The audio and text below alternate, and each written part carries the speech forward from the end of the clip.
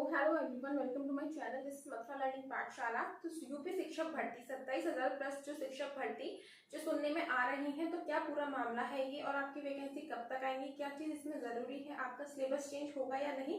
तो आज की वीडियो में इन्हीं सारे टॉपिक्स पर बात करने वाली हूँ। तो चलिए शुरू करते हैं।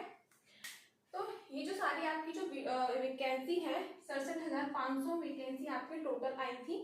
वहां से जो कैंडिडेट आपके सिलेक्ट हुए थे वो 41,556 कैंडिडेट आपके सिलेक्ट किए गए थे। बाकी 27,000 प्लस आपके कैंडिडेट्स जो थे बच गए थे। इतने पद आपके रिक्त रह गए थे।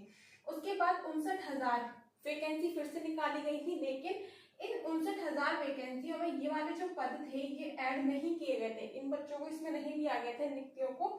और तब से 2018 से 2024 आ गई, लेकिन अभी तक आपकी कोई वैकेंसी देखने को नहीं मिली है। तो कोर्ट ने ये चीज सरकार से भी पूछी कि ये जो रिक्त पद थे अभी तक कोई आपने भर्ती क्यों नहीं निकाली। तो कोर्ट ने ऐसे ही कोई बहाना बना दिया कि वो दूसरे अलग कामों में बिजी थे, या फिर उन्हें मौका नहीं मिला, या फिर कुछ काम अटके हुए थे इस वजह से। तो अब कोर्ट ने आदेश दिया है कि 2 महीने में वो जवाब दे कि क्या रीजन था कि आप भर्ती नहीं निकाल पाए थे। आपको भर्ती निकालनी ही होगी। आपकी जो वैकेंसी 27,000 ये आपकी आएंगी, लेकिन कोर्ट ने ये भी बोला है कि अगर आपके पास कोई लीगल रीजन है तो लीगल होना चाहिए। पहले की तरह नहीं कि रेशियो हमारे जो है वो मिल रहे हैं, समान अनुपात सेम है, या फिर कोई और बहाना बना दे, इस तरह से नहीं चलेगा। अगर कोई लीगल रीजन है तो आपको एटलीस्ट 2 न्यूज़पेपर में पूरा वो आपको निकलवाना पड़ेगा। हिंदी और इंग्लिश न्यूज़पेपर में अगले 2 महीने में ये सारी प्रक्रिया उनको पूरी करनी है। उसके बाद अगर उनके पास कोई रीजन नहीं है तो आपकी भर्ती तो आनी ही आनी है। मतलब अब कंफर्म हो चुका है, ऑर्डर कॉपी आ चुकी है कि आपकी 27,000 प्लस यूपी में जो वैकेंसी है वो आपकी आनी ही है।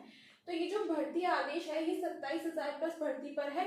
ये जो आपकी वैकेंसी है ये रिक्त पदों को पूरा किया जाएगा। ये कोई नई वैकेंसी नहीं है, जो बचे हुए थे उनको फिल किया जाएगा इसके अंदर। तो 2 महीने में क्या आपकी ये जो भर्ती प्रक्रिया है ये पूरी हो जाएगी 2 महीने में? तो ऐसा नहीं है। 2 महीने में आपकी ये वैकेंसी जो है वो निकल के नहीं आ जाएंगे, पूरी प्रक्रिया नहीं हो जाएगी। 2 महीने में कोर्ट को सरकार के द्वारा ये बताना है कि उनके पास कोई अगर लीगल रीजन है तो वो न्यूज़पेपर में उस चीज को निकाले। 2 में अगर नहीं तो फिर उनको वैकेंसी निकालनी ही है। और 2 महीने में ये प्रक्रिया आपकी पूरी नहीं होगी तो आगे बहुत ज्यादा टाइम है अभी, लेकिन ये है कि हाँ ये वैकेंसी आपकी आनी ही है। दूसरी चीज आपने देखा होगा कि शिक्षा सेवा चयन आयोग जो है वो कितने सालों में आकर अब पूरा हुआ है, कितना ज्यादा टाइम लग गया उसको पूरा होने में, लेकिन उसके अध्यक्ष अभी भी नहीं आए हैं। तो सरकार के जो काम है वो बहुत ही धीमे हैं। तो 2 महीने से तो बहुत ज्यादा टाइम लगने वाला है इस प्रक्रिया में। ये चीज सीटेट और यूपीटेट, जिन बच्चों का सीटेट क्लियर है उनके तो मजे ही है, क्योंकि इस भर्ती के लिए सीटेट या फिर यूपीटेट दोनों में से आपका क्लियर होना एक क्लियर होना जरूरी है। अगर यूपीटेट आपका क्लियर नहीं है, सीटेट क्लियर है, तो भी आप इस भर्ती में इस परीक्षा में बैठ सकते हैं। ये वाला एग्जाम आप दे सकते हैं। और दिसंबर में जो सीटेट आने वाला है तब तक मुझे नहीं लगता कि इस वैकेंसी का कुछ होने वाला है। यूपीटेट आने वाला है, जो आपका जो सीटेट है दिसंबर वाला वो यूपीटेट से पहले ही आ जाएगा। तो जो बच्चे सीटेट की तैयारी कर रहे हैं तो वो इस बार अच्छे से कर लें, क्योंकि आपको देखो मौका मिल रहा है। यूपी के अंदर भी वैकेंसी आपको देखने को ही मिली है, चाहे वो पहली पुरानी वैकेंसी हो, लेकिन नई आपकी वैकेंसी तो आई है।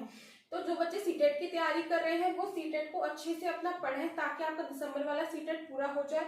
और यूपीटेट आएगा या नहीं इसके ऊपर अभी कोई अपडेट नहीं है। ये सारी चीजें आपको 2-4 दिन में या थोड़े टाइम में पता चल जाएंगी कि आपका यूपीटेट कब तक आएगा, या फिर सरकार कराएगी या फिर नहीं कराएगी। लेकिन अगर आपका सीटेट पास है तो आप इस एग्जाम के लिए एलिजिबल हैं। एज एंड अदर स्टेट, तो एज का तो ये है कि अदर स्टेट के जो कैंडिडेट्स हैं वो इस एग्जाम में एलिजिबल होते हैं। और एज के लिए तो ये है कि एज इसमें 40 साल तक की होनी चाहिए, और उसके अलावा रिलैक्सेशन आपको अलग से मिलता है। और ये जो केस जो चल रहा था इसके अंदर के जो याची हैं, इस केस के अंदर की जो याची हैं उनको तो एज में रिलैक्सेशन जरूर मिलेगा, और इस केस की जो याची है उनको इसमें रिलैक्सेशन मिलेगा। और बाकी जो आपकी जो एज होती है वो 40 होती है इसकी एग्जाम की, तो फिर एज को लेके बहुत ज्यादा टेंशन लेने की जरूरत नहीं, बाकी आपको रिलैक्सेशन भी मिलता है। न्यू सिलेबस का भी अभी कुछ पता नहीं है, इसके बारे में भी थोड़े टाइम बाद पता चलेगा। नए सिलेबस आपका सिलेबस चेंज होगा या फिर नहीं होगा, इस चीज़ के ऊपर अभी कोई अपडेट नहीं मिली है।